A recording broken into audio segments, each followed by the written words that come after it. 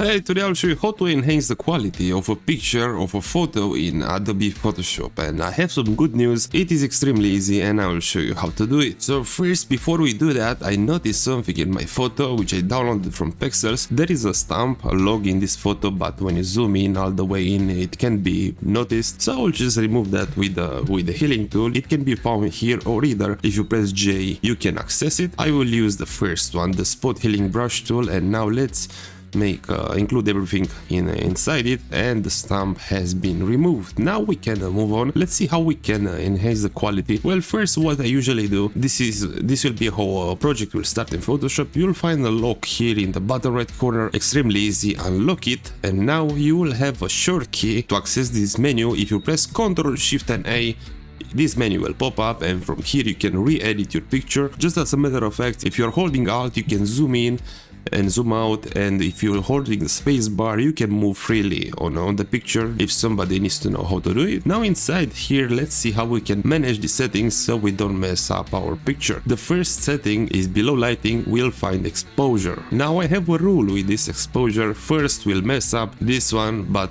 trust the process and yeah, just continue. First it will look horrible, but after that it will help us a lot. What I want to do, usually I will increase the exposure just a tiny bit, 0.2, I think it will do it. Now as we increase the exposure, let's continue. Contrast, I'm not increasing that a lot. I think 5 will do it. You can barely notice a difference when I will do that. Let's do it to 7. Highlights, when I am dragging this bar, I want you to look at the sky. If you drag it all the way to the left, the sky will become more noticeable, so that will help. Shadow, we don't have a lot of shadows here, maybe some in the bottom left corner of the picture, but when you will increase the shadow, all the things which are located in a shadow will become more visible. So usually I will increase that just a tiny bit. We don't even have a lot of shadows here. White is extremely important for the skies. Look at the sky now. When I will drag this to the left, again the same as highlight, the sky usually will become more visible, or the sun shafts also. Whites will impact the sun a lot.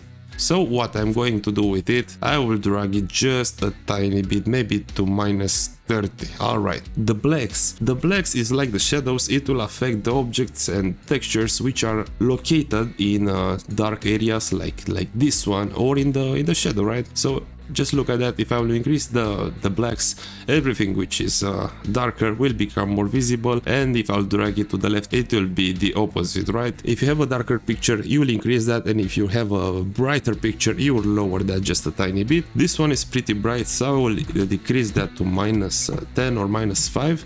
-10 will do it. Temperature, this will help to increase the overall color, to make it look more cold if we go to the left, not that much, or if you want to make it to look like a desert or something, or pretty hot, you will go to the right with this one. Now with this, I'm liking the cold theme, so I will decrease that by 5. Usually pretty much I don't even touch the temperature. If I have to, I will increase or decrease by 1 or 2. Vibrance and saturation, these two options you will use them more often. The saturation, I think we all know what saturation does, or if you do the opposite, you will create a darker and white color if you decrease them both.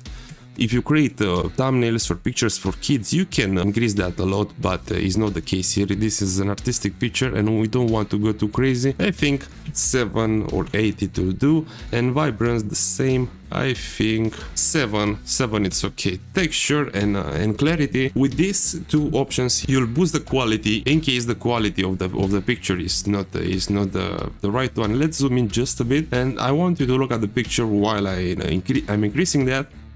You will notice all the pixels and all that noise here on the water, so no, this is not going to the maximum. Maybe, I think 3 will do it. The clarity is pretty much the same as the texture. Look what will happen when I'm increasing that. Okay, and look what will happen when I'm decreasing that. It will become more foggy and less clear. What I'm doing actually here, I want to decrease the clarity because it will create here a blur effect. So the picture will be focusing on this piece of wood right here. So let's see how can we decrease that. This was normal, and I think I'm going to here. I will leave it on -30. And the haze is the cherry on the pie. This one is the last tool how you can boost your colors, but from what I noticed, it will affect more often the sky. So just look at the sky when I am increasing that.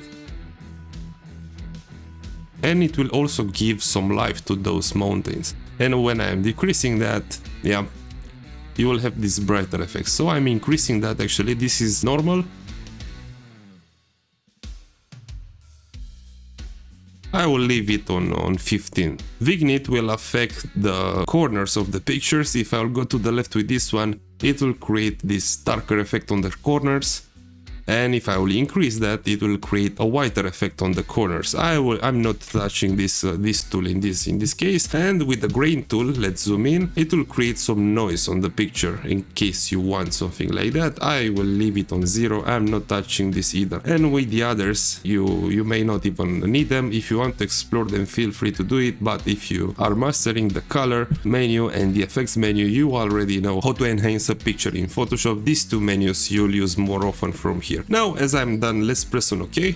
And this is the picture which we enhanced together in Adobe Photoshop. If you understood what we did so far by now, you are on a good path, and from now on you can boost pictures very easily in Photoshop. And I hope you have a great day from wherever you're watching right now.